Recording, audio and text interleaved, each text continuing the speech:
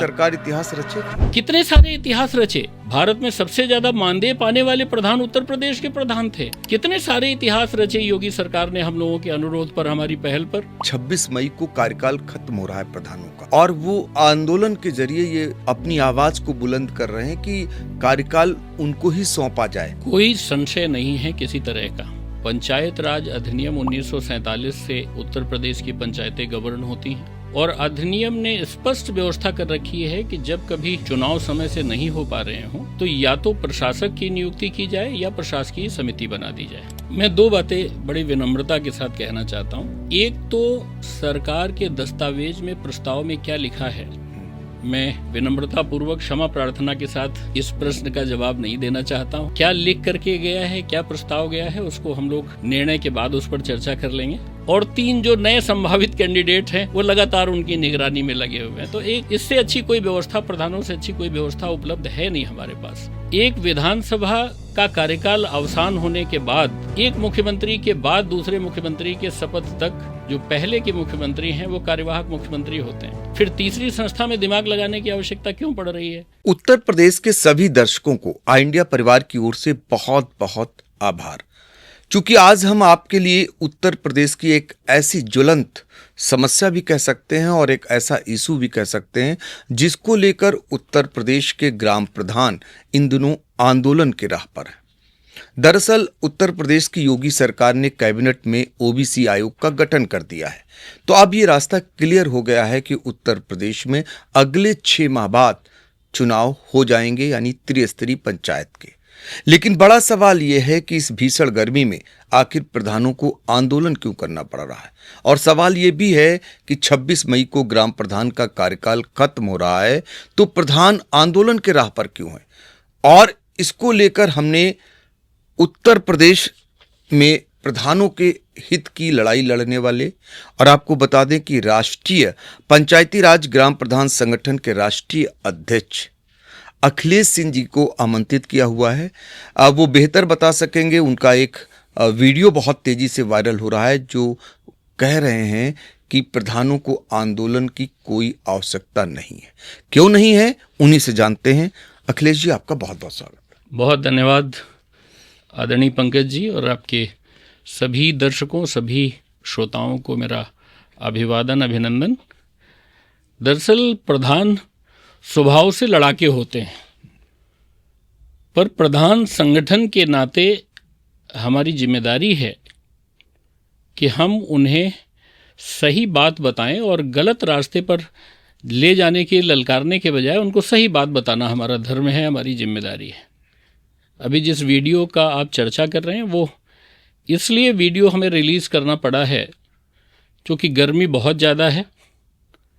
State ने alert जारी किया है, घर से न निकलने की सलाह दी है, और ऐसी परिस्थिति में बेवजह प्रधान को सड़क पर खड़ा किया जाए, आंदोलन के रास्ते पर लाया जाए, ये उचित नहीं है, वाजिब नहीं है। इसलिए उस वीडियो की आवश्यकता पड़ी है।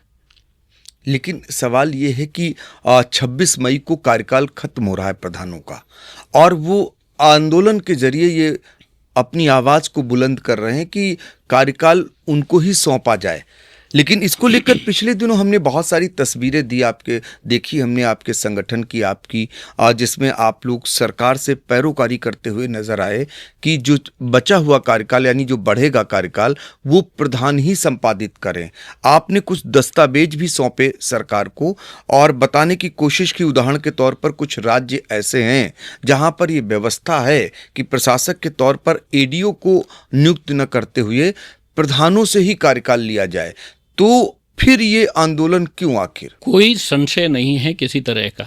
पंचायत राज अधिनियम 1947 से उत्तर प्रदेश की पंचायतें गवर्न होती हैं और अधिनियम ने स्पष्ट व्यवस्था कर रखी है कि जब कभी चुनाव समय से नहीं हो पा रहे हों तो या तो प्रशासक की नियुक्ति की जाए या प्रशासकीय समिति बना दी जाए। हम लोगों का जो कहना है, हम लोगों का जो तर्क है वो ये है कि प्रशासक बनाने के बजाय प्रशासनिक समिति बना दी जाए और प्रधान को ही उसका अध्यक्ष बना दिया जाए ताकि वो प्रशासक की तरह काम करे। चुनी हुई ग्राम पंचायत है जिसके कुछ मेंबर्स को शामिल करके कमेटी अगर अस्तित्व में आती है तो किसी तरह का बदलाव नहीं होगा। जिस व्यवस्था से, जिस तरह से पंचायतें चल रही हैं वो चलती रहेंगी। इसमें किसी तरह का संशय संगठन को इसलिए नहीं है क्योंकि संगठन के प्रदेश अध्यक्ष जी ने, ललित शर्मा जी ने 20 अप्रैल को माननीय मुख्यमंत्री जी से मिलकर के बात की थी। उसके बाद 16 मई को अभी प्रदेश के जो भारतीय जनता पार्टी के अध्यक्ष हैं चौधरी साहब, पंकज चौधरी साहब, उनसे हम लोगों ने मिलकर के चर्चा की, उनसे बात की। 6 मई को हम लोगों ने माननीय पंचायती राज मंत्री जी के साथ बैठक की, उनसे विचार विमर्श किया। और कल शाम को फिर मेरी माननीय पंचायती राज मंत्री जी के साथ भेंट वार्ता हुई। इस दौरान माननीय मुख्यमंत्री जी के अपर मुख्य सचिव साहब से भी हम लोग मिले जी। उनके सचिव साहब से लगातार संपर्क में हैं। जितने मुख्यमंत्री जी के ओएसडी हैं उन सारे लोगों से संपर्क लगातार बना हुआ है। सलाहकार माननीय मुख्यमंत्री जी के, उनसे भी बात हो रही है। तो जिनको निर्णय लेना, ऐसे सारे लोग जब आपके संपर्क में हैं, आपके समन्वय में हैं, तो फिर आपको तपती धूप में सड़क में पर खड़े होकर के किसी को परेशान करने की, प्रधान भाइयों को परेशान करने की कोई आवश्यकता नहीं है। पंकज जी, मैं एक चीज और आपके दर्शकों को बताना चाहता हूं जी, जो अभी तक किसी मीडिया माध्यम पर यह बात नहीं आई है। जी जी। जहां कहीं भी ऐसी परिस्थितियां उत्पन्न हुई हैं समय से चुनाव न हो पाने की, चाहे वो मध्य प्रदेश हो, चाहे उत्तराखंड हो, चाहे राजस्थान हो, उन सारी सरकारों ने जो व्यवस्थाएं की वो सब राष्ट्रीय पंचायती राज ग्राम प्रधान संगठन ने सिलसिलेवार ढंग से शासन सत्ता सरकार के सामने रखा है। बहुत ही स्पष्ट प्राविधान अधिनियम में है। 3 सरकारों ने ऑलरेडी निर्णय लेकर के इस पर काम कर लिया है, टेस्ट कर लिया है इस मॉडल को। और मैं कहना चाहता हूं कि जिन 3 राज्यों ने ये व्यवस्था लागू की, उन तीनों राज्यों में भारतीय जनता पार्टी की सरकार है। तो ऐसे में उत्तर प्रदेश की सरकार को अपनी पार्टी की 3 निर्णयों को लागू करने में, उनको फॉलो करने में क्या कठिनाई होना चाहिए। तो कोई संशय नहीं है, संगठन को किसी तरह का प्रधान प्रशासक बनेंगे, इसमें कोई दो राय नहीं है। अखिलेश जी, आपके प्रयासों का क्या ये असर माना जाए कि निदेशालय जो है पंचायती राज का, उसने 2 प्रस्ताव भेजे हैं। एक प्रस्ताव आपके ही अकॉर्डिंग में जो आपकी मांग है कि जो प्रशासक समिति है यानी प्रधान को ही कार्यकाल संपादित करने का अधिकार दिया जाए। दूसरा उन्होंने कहा यदि नहीं ऐसा संभव है तब उन्होंने लगाया कि एडीओ को प्रशासक नियुक्त किया जाए, जैसे पूर्व में व्यवस्था बनी आ रही।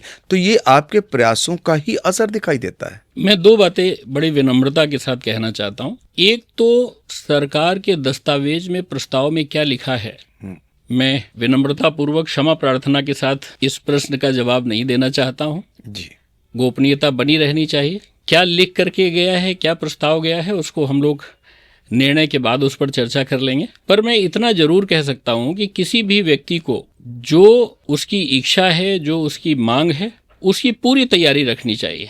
गोपनीयता के साथ आपकी मुस्कुराहट बता रही है कि प्रधानों को खुशखबरी मिलने वाली है।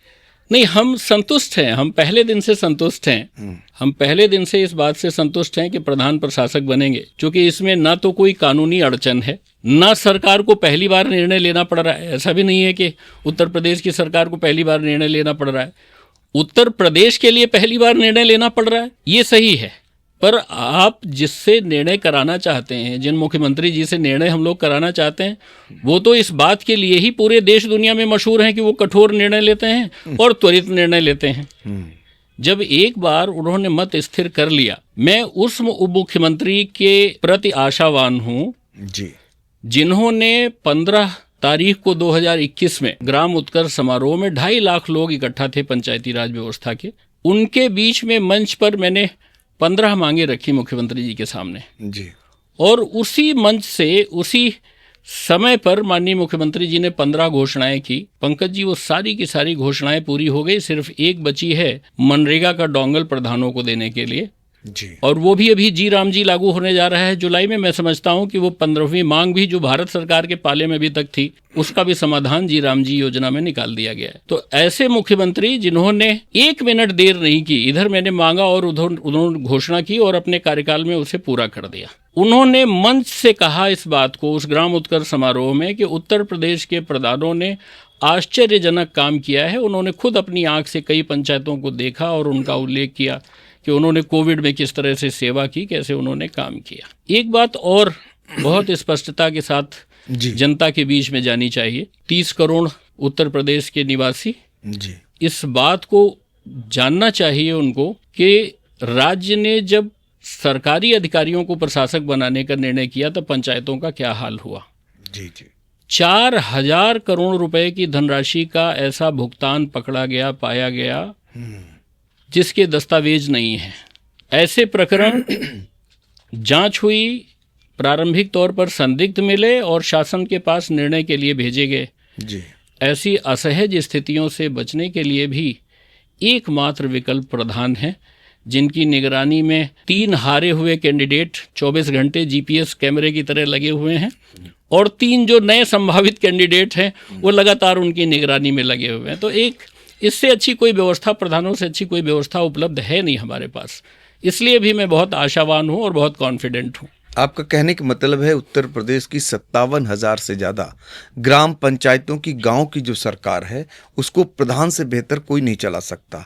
अगर प्रधानों को कार्यकाल नहीं मिलता है तो क्या क्या दिक्कतें आएंगी? चूंकि आप उनका नेतृत्व भी कर रहे हैं और खुद भी प्रधान हैं, तो आप बेहतर बता सकते हैं। नहीं, देखिए, संविधान ने जब जन्म लिया तो कानून बनाने की त्रिस्तरीय व्यवस्था की गई। बिल्कुल। भारत के लिए, देश के लिए कानून बनाने का दायित्व तो लोकसभा को दिया गया। राज्य के लिए कानून बनाने के लिए राज्यों की विधानसभाओं को दायित्व तो दिया गया और गांव के लिए कानून बनाने के लिए ग्राम सभाओं को दायित्व तो दिया गया। तो जो कानून बनाने की 3 संस्थाएं हैं, लोकसभा, विधानसभा और ग्राम सभा। अब आप लोकसभा के इतर आप कैसे सोच सकते हैं कि कोई और हाउस, कोई और व्यवस्था निर्णय लेगी और लोकसभा जैसा निर्णय ले लेगी? आप कैसे चर्चा करना चाहते हैं पंकज जी? विधानसभा, जिसकी विशेषज्ञता इसी बात की है, जिसमें दायित्व तो इसी बात को लेके है, जिसकी स्पेशलिटी है कानून बनाने की, उससे इतर अगर कोई व्यवस्था आप पैदा करते हैं और आप कहें कि साहब वो विधानसभा की तरह निर्णय लेगा और विधानसभा की तरह काम करेगा, कैसे करेगा? तो वही बात ग्राम सभा के साथ भी है। लोकसभा के कार्यकाल के उपरांत एक प्रधानमंत्री का कार्यकाल खत्म होता है, दूसरे प्रधानमंत्री जब तक शपथ नहीं लेते हैं तब तक जो प्रधानमंत्री हैं वो कार्यकारी प्रधानमंत्री होते हैं। सही। एक विधानसभा का कार्यकाल अवसान होने के बाद एक मुख्यमंत्री के बाद दूसरे मुख्यमंत्री के शपथ तक जो पहले के मुख्यमंत्री हैं वो कार्यवाहक मुख्यमंत्री होते हैं। फिर तीसरी संस्था में दिमाग लगाने की आवश्यकता क्यों पड़ रही है कि एडीओ पंचायत प्रधान की जगह लेगा, एडीओ समाज कल्याण जो खाली पेंशन बनाता है वो निर्णय लेगा गांव के 17 विभागों का और 29 विषयों पर निर्णय लेगा एक एडीओ समाज कल्याण, जिसको खाली एक विभाग की योजनाओं का अनुभव है। तो ऐसी बातें ही अनर्गल हैं, ऐसी चर्चा परिचर्चा अनर्गल है, इस पर चर्चा नहीं होनी चाहिए और एक मत से, ध्वनिमत से पूरे प्रदेश को निर्णय लेना चाहिए कि प्रधान इज द बेस्ट और प्रधानों को प्रशासक बना करके चुनाव जब होंगे तब होते रहेंगे, इस दौरान हम लोग अपना कामकाज चलाते रहेंगे। एक सवाल इसी से और, जब आप लोकसभा और विधानसभा का जिक्र कर रहे हैं, वो समय पर चुनाव हो सकते हैं, तो फिर उत्तर प्रदेश में प्रधानों के चुनाव समय पर क्यों नहीं? देखिए, चुनाव कराना राज्य निर्वाचन आयोग का अधिकार है। बिल्कुल। राज्य निर्वाचन आयोग की मतदाता सूची का अंतिम प्रकाशन जून में होने जा रहा है, 10 जून को। 10 जून को। मतदाता सूची किसी भी चुनाव की नींव की ईंट है। नींव की ईंट के बगैर आप कैसे बिल्डिंग बना देंगे? इसमें राज्य सरकार का क्या दोष है? एक बात। दूसरी बात यह है कि भारत सरकार ने निर्णय लिया है कि वो जनगणना कराएगी। आप बहुत वरिष्ठ पत्रकार हैं और ये संयोग है कि हम आप आज आमने सामने सवाल और जवाब कर रहे हैं। जी। 20 साल मैंने और आपने एक साथ पत्रकारिता की है, एक टीम में हम लोगों ने काम किया है। बिल्कुल। आपने इस बात को अनुभव किया होगा कि किस तरह से व्यवस्था को चलाने के लिए भारत सरकार को कानून बनाने के लिए, योजनाएं बनाने के लिए आंकड़े की आवश्यकता होती है। तो अगर जनगणना नहीं होगी तो ये सारा जो प्रजातांत्रिक सिस्टम है, सारी जो कल्याणकारी व्यवस्थाएं हैं, जब आपके पास आंकड़े ही वास्तविक नहीं होंगे, आप कैसे योजना बनाएंगे? तो मुझे लगता है कि राज्य में ग्राम पंचायतों के चुनाव कराने से ज़्यादा आवश्यक जो काम समझे हैं भारत सरकार ने, राज्य सरकार ने भी उस पर आगे बढ़ने का काम किया है। और जो ये तीसरी सरकार है, भारत की सरकार ने जो निर्णय लिया जी, राज्य की सरकार ने उसको फॉलो किया। जी। जो तीसरी सरकार है, गांव की सरकार है, उसको भी भारत की सरकार और राज्य की सरकार के जो निर्णय है उसके साथ खड़ा होना चाहिए और दृढ़ता के साथ जनगणना जैसे काम में साथ देना चाहिए। विधानसभा के भी चुनाव हैं। जी। आपको क्या लगता है कि ये एडीओ पंचायत के बस का काम है कि वो पंचायत विधानसभा के चुनाव संपन्न कराएंगे? आपको क्या लगता है कि गांव में प्रशासक बना देने से गांव का सेक्रेटरी गांव के वोटिंग के परसेंटेज को ठीक कर लेगा? आपको क्या लगता है कि चुनाव में जो स्थानीय व्यवस्थाएं होती हैं, जो जागरूकता की आवश्यकता होती है, एक बुजुर्ग को मतदान केंद्र तक ले जाने का दायित्व होता है, ये किसी सरकारी आदमी के बस की बात है? संभव नहीं है। तो एक्ट में भी बदलाव करने का आवश्यकता है। बिल्कुल जरूरत नहीं है। एक्ट तो पहले से कह रहा है प्रशासनिक समिति बनाइए। अच्छा, उस पर अमल नहीं हुआ अभी तक? तो ये निर्णय लेने का काम था, तो निर्णय लेने के लिए वातावरण का सृजन करना चाहिए था। पहले के जो संगठन थे, पहले का जो नेतृत्व था, पहले जिन लोगों को मांग करनी चाहिए थी, बस्ती बस्ती द्वारे द्वारे हम लोगों की तरह झोला डाल करके झोली डाल करके निकलना चाहिए था। उन लोगों ने अपने दायित्व का निर्वहन नहीं किया। सरकार इतिहास रचेगी? कितने सारे इतिहास रचे। पूरे भारत में उत्तर प्रदेश इकलौता राज्य है पंकज जी, जहां प्रधानों के लिए कल्याण कोष की स्थापना कराई हम लोगों ने। आज उत्तर प्रदेश के प्रधान को सेवा काल में अगर कोई किसी तरह की हानि होती है, जनहानि होती है, 10 लाख रुपए सरकार परिवार को देती है। हमारे जो वित्तीय प्रशासनिक अधिकार हैं वो बढ़ा करके कहां से कहां चले गए। एक समय ऐसा आया, ग्राम उत्कर्ष समारोह में मुख्यमंत्री जी की घोषणा के बाद भारत में सबसे ज्यादा मानदेय पाने वाले प्रधान उत्तर प्रदेश के प्रधान थे। कितने सारे इतिहास रचे योगी सरकार ने हम लोगों के अनुरोध पर, हमारी पहल पर। एक इतिहास और सही। तो देखिए, एक इतिहास और सही। उत्तर प्रदेश के 57,000 से ज्यादा ग्राम प्रधानों के लिए ये बड़ी खुशखबरी कही जा सकती है, संकेत कहा जा सकता है कि उनकी जो मन की मुराद है वो पूरी होने वाली है। तो इसीलिए हम लगातार बातचीत कर रहे हैं और ये सब कुछ संभव होने जा रहा है, जो पहले भी हम दिखाते आ रहे हैं आपको। जब मुख्यमंत्री योगी आदित्यनाथ से पहली मुलाकात हुई थी राष्ट्रीय पंचायती राज ग्राम प्रधान संगठन की, जब उन्हें दस्तावेज सौंपे गए थे और उन्हें बताया गया था कैसे 3 राज्यों में पहले से ही ये व्यवस्था चली आ रही जहां भारतीय जनता पार्टी की सरकार है, तो उत्तर प्रदेश में भी इसी व्यवस्था को आगे बढ़ाने की जरूरत है और वो धीरे धीरे बढ़ती हुई दिखाई दे रही है।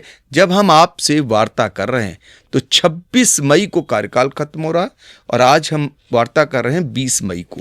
महज 6 दिन बचे हैं आपकी खुशखबरी आने में और हम संगठन के राष्ट्रीय अध्यक्ष अखिलेश सिंह जी से लगातार वार्ता कर रहे हैं। सर, मेरा अगला इसी से फिर सवाल वहीं जुड़ता है कि ये लॉबिंग करने की आवश्यकता क्यों पड़ रही प्रधानों को? एक्चुअली ये आप पत्रकार हैं और आपकी जो पत्रकारीय दक्षता है जी, उससे रचा गया शब्द है लॉबिंग। हम लोग लॉबिंग नहीं कर रहे हैं। हमें हमारे लक्ष्य तक पहुंचने के लिए हमारा क्या रास्ता होना चाहिए, मंजिल निर्धारित है तो रास्ते भी तय होने चाहिए और सहज होने चाहिए। लेकिन इस सरकार में आंदोलन से तो रास्ता नहीं निकला है। आवश्यकता नहीं है आंदोलन, तो तब करने की आवश्यकता थी जब अधिनियम में ना लिखा होता और हम कहते साहब मेरे लिए एक नया कानून बना दीजिए। आंदोलन की आवश्यकता तो तब पड़ती जब इसके पहले प्रशासकों ने बेईमानी न की होती, 4,000 करोड़ रुपए का नुकसान न हुआ होता राज्य को, तो हम कहते कि भाई ठीक है, हमें आंदोलन की आवश्यकता है। आंदोलन की आवश्यकता तो तब पड़ती जब 3 राज्यों में भारतीय जनता पार्टी की सरकारों ने निर्णय ऐसा लिया होता जो हमारे लिए उपयुक्त नहीं था, जो राज्य के लिए उपयुक्त नहीं था। हमारे पास आंदोलन की कोई वजह नहीं है पंकज जी, और सरकार के सामने कोई कठिनाई नहीं है। किसी भी स्तर पर राज्य में आप किससे बात करेंगे?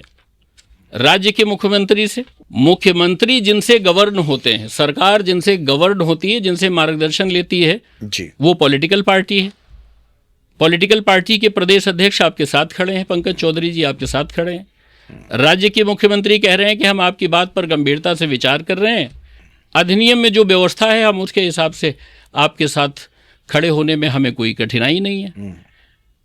मुख्यमंत्री जी के जो सलाहकार हैं वो हमारी बात से सहमत हैं। मुख्यमंत्री जी का जो कार्यालय है, जो उनके सचिव, अपर मुख्य सचिव हैं, वो हमारी बात से सहमत हैं। तो जब सारे लोग सहमत हैं तो फिर आंदोलन का ढोंग करने की आवश्यकता क्या है? फिर ये सड़कों पर प्रधान कौन है? ये जो सड़कों पर प्रधान हैं ये हमारे सगे भाई हैं। प्रधानों में भी हम लोग 2 भाई हैं। एक भाई कह रहा है कि जब सारी चीज़ें रास्ते पर हैं, घर में रहने से पंचायत की सेवा करने से जो आपका पहला दायित्व है, आपको क्या लगता है ये 26 तारीख को प्रशासक बन जाएंगे? मुझे इसमें कोई दो राय नहीं है। मुझे इसमें तनिक भी किसी भी तरह की गुंजाइश, कोई आशंका, कोई संशय नहीं है। लेकिन क्या 27 तारीख को कुर्सी पर बैठा हुआ व्यक्ति कह पाएगा कि मैं प्रधान हूं? नहीं कह सकता है। आपके पास गिन के 6 दिन बचे हैं। आप क्यों सड़क पर समय बर्बाद कर रहे हो? क्यों अपनी ऊर्जा को, अपनी त्वचा को 41 डिग्री 45 डिग्री के टेम्परेचर में जला रहे हो? लखनऊ की, उत्तर प्रदेश की पुलिस प्रशासन को आप क्यों परेशान कर रहे हो? बांदा में तो 48 डिग्री, ये बांदा में 48 डिग्री। तो आपकी ये जो ऊर्जा है, इसके असल हकदार पुलिस वाले नहीं हैं। इसके असल हकदार वो हैं जिन्होंने आपको 5 साल के लिए चुना था। 6 दिन बचे हैं, लिमिटेड टाइम है। आपको अपनी पूरी ऊर्जा, अपना पूरा समय, मेरे जो ये गुमराह भाई हैं जो सड़क पर घूम रहे हैं, मारे घूम रहे हैं, उन्हें मैं फिर से एक बार राय देता हूं, उनको मैं सलाह देता हूं कि अपनी प्रजा, अपने साथी, जिन लोगों ने आपको चुनाव लड़ाया, जिन्होंने आपको चुनाव जिताया, जिन्होंने आपको प्रधान बनाया, जाइए उनके चरणों में बैठ जाइए, उनकी शरण में बैठ जाइए और अगले 6 दिन तक वही पूजा, वही ध्यान, वही अर्चना करिए जो आप प्रभु के लिए करते हैं। उन्हीं से आपका कल्याण होना है। इसलिए मैं कहूँगा कि सड़कों को छोड़ करके ग्राम पंचायतों में जाना चाहिए, प्रधानों को अपना काम करना चाहिए। अखिलेश जी, आप तो मुख्यमंत्री जी का स्वभाव जानते हैं। वो याचना की भूमिका में तो जब कोई जाता है तब तो वो देते हैं, लेकिन उनसे लड़ करके पाना बड़ा मुश्किल है। आप कई घटनाक्रम देखे होंगे। नहीं पंकज जी, तो मैं सड़कों पर उतर करके नहीं, ये याचना की भी बात नहीं है। मैं उनका स्वभाव बहुत व्यक्तिगत रूप से जानता हूँ। 2016 में मैं राष्ट्रीय पंचायती राज ग्राम प्रधान संगठन में आया था और किस्मत वाला हूँ कि जब आवश्यकता होती है, जब अनुरोध करता हूँ, माननीय मुख्यमंत्री जी मिलते हैं, समय देते हैं, संगठन के बाकी साथियों को भी समय देते हैं। हम सब उनका स्वभाव जानते हैं। वो बिल्कुल नहीं चाहते कि कोई याचना करे, पर वो कानून व्यवस्था के साथ खिलवाड़ नहीं चाहते हैं। उनको आंदोलन से भी कोई परहेज नहीं है। वो खुद भी आंदोलन से निकल करके आए हैं। जिन विपरीत परिस्थितियों में उन्होंने गोरखपुर में लोकसभा चुनाव लड़ा, जीता, माफियाओं के खिलाफ लड़े, जीते, तो उन्हें आंदोलन से भी कोई परहेज नहीं है। पर वो नहीं चाहते कि कोई भी व्यक्ति, उत्तर प्रदेश का कोई भी व्यक्ति कानून व्यवस्था को हाथ में ले, ऐसा वो नहीं चाहते हैं। और उनकी इस विचारधारा से हम सब सहमत हैं। हम सब उत्तर प्रदेश वासियों को सहमत होना चाहिए और कानून व्यवस्था के साथ खिलवाड़ नहीं करना चाहिए। अब एक आखिर में सवाल आपके संगठन से जुड़ा हुआ है। जब आप संगठन के संयोजक थे, तो ऐसे समय में जब लग रहा है कि प्रधानों को उनका हक मिलना चाहिए, या प्रधान आंदोलन के रास्ते पर हैं, या प्रधानों में ऊहापोह की स्थिति है कि उनको कार्यकाल मिलेगा कि नहीं मिलेगा, उनका कार्यकाल चूंकि खत्म हो रहा है, तो ऐसे में आप जो है राष्ट्रीय अध्यक्ष, ये क्या ऐसा? मैं खुद भी बहुत सरप्राइज था पंकज जी। लखनऊ में होने के नाते, राष्ट्रीय संयोजक होने के नाते, मीटिंग्स का दायित्व तो मेरे ऊपर पहले से भी था, रहा करता था। यह भी जो 18 मई को मेरे जन्मदिन पर राष्ट्रीय कार्यकारिणी की बैठक लखनऊ में आयोजित करने का निर्देश मुझे ऊपर से मिला मेरे संगठन की तरफ से, तो मैं ये समझ नहीं पाया कि ये लोग मुझसे ऐसा क्यों करा रहे हैं जी। बैठक में भी जो एजेंडा गया था पंकज जी, उसमें संगठन की समीक्षा और संगठन के विस्तार की बात तो थी, पर इतना बड़ा निर्णय होने जा रहा है इस बात की जानकारी मुझे नहीं थी। मैं संगठन में जितने मेरे पदाधिकारी हैं, राज्य और केंद्र स्तर के, उन सब में उम्र में छोटा हूँ। मैं अभी 18 तारीख को 50 का हुआ हूँ और मेरे संगठन में ऐसे साथी हैं जो 40-40 साल से संगठन की सेवा कर रहे हैं जी। उन सारे लोगों ने मेरे जन्मदिन के दिन मुझे ये दायित्व दिया है और ध्वनिमत से दिया है, बिना किसी विरोध, बिना किसी चर्चा के मुझे ये उत्तरदायित्व दिया है। मैं इसको संगठन के जो मेरे वरिष्ठ साथी हैं, चाहे वो आदरणीय रविंद्र राय साहब हैं, चाहे वो गणेश ठाकुर साहब हैं, चाहे हमारे बाकी साथी हैं, प्रदेश अध्यक्ष ललित शर्मा जी हैं, चाहे गोपीनाथ गिरी जी हैं, इन सब लोगों को, चाहे डॉक्टर राजेश सिंह साहब हैं, मैं इन सब लोगों का आशीर्वाद मानता हूँ। और ये जो मेरी सिर्फ 10 साल की छोटी सी सेवा में उन्होंने संगठन में मुझे ये दायित्व दिया है, मैं उन्हें विश्वास दिलाना चाहता हूँ, उत्तर प्रदेश के 30 करोड़ भाई बहनों को विश्वास दिलाना चाहता हूँ कि मैं एक छोटे से कार्यकर्ता के रूप में पंचायतों की जो सेवाएं मैं कर रहा हूं, जो मैं कर सकता हूं, मैं निरंतर करता रहूंगा। और ये मेरे लिए मेरे जन्मदिन का एक उपहार है जो मुझे प्राप्त हुआ है मेरे बड़े लोगों से, और मैं इसके लिए उनका आभार प्रकट करता हूं। बिल्कुल। तो देखिए, अखिलेश सिंह जी को जन्मदिन पर उपहार बड़ा मिला है और इसका रिटर्न गिफ्ट प्रधानों को मिलने वाला है। आप लोग उम्मीद करिए, उत्तर प्रदेश के 57,000 से ज़्यादा ग्राम प्रधानों के लिए खुशखबरी अब कुछ ही दिनों में आने वाली है। 26 मई को कार्यकाल आपका खत्म हो रहा है, लेकिन इसके लिए आपको सड़कों पर आंदोलन करने की ज़रूरत नहीं है। सरकार तक बात पहुंच चुकी है, सरकार हामी भर चुकी है और अब आप सिर्फ और सिर्फ उस खुशखबरी का इंतज़ार करिए। ये आज बातचीत में अखिलेश सिंह जी से निकल करके आया है। हम उम्मीद करेंगे कि इसी बात पर अमल होगा और आगे जब आपको सौगात मिलेगी तो फिर एक बार अखिलेश सिंह जी से जुड़ने का प्रयास करेंगे। बहुत बहुत धन्यवाद सर। आभार पंकज जी, बहुत आभार आपका।